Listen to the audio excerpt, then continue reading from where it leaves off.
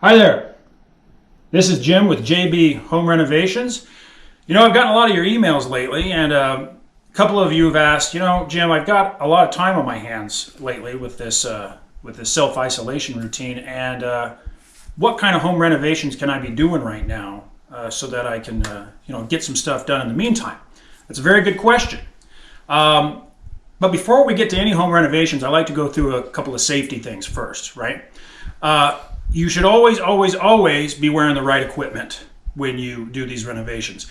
Now, a lot of times, people don't want to go out. They don't want to go to the hardware store because it's a little scary out there right now.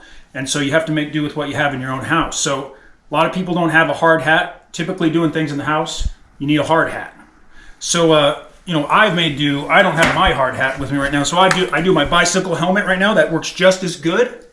Want to get it, make sure it fits, of course. Strap it on nicely, make sure it's nice and secure, and then you're good to go there. Now, a lot of people also, you need gloves. You need a good pair of workman's gloves. Now, if you don't have workman's gloves, you're fine. Your kitchen gloves will do just fine. Your sink gloves when you wash the dishes. This should do just fine, keep you from splinters and stuff like that. So you want to put those on. Well, you want to put the glove on the right hand. That's an important part of it too. And this comes in handy for a lot of purposes.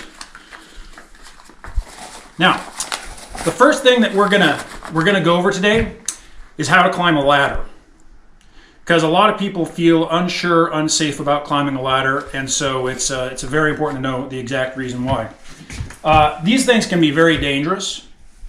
A lot of people think that the first step is actually the most difficult step in climbing a ladder. Not true at all. Actually, the third step is the most difficult part of climbing a ladder. And the reason why is that the first step, put your foot up, you think, okay, I've got that out of the way, that's good. You feel confident about that. And then, you do the second step, and you start getting too cocky, okay? And you start getting too sure of yourself. And that's why the third step is the most dangerous, because that's when it all goes haywire. It's happened to me multiple times. So just be very careful on that step. So, very important, one hand after another. You're up on the second, on the third. Now you got some good confidence, proper confidence for the fourth, the fifth. That's why you wear a helmet. That's why you wear a helmet, ladies and gentlemen. And when you get to the top, you feel really good.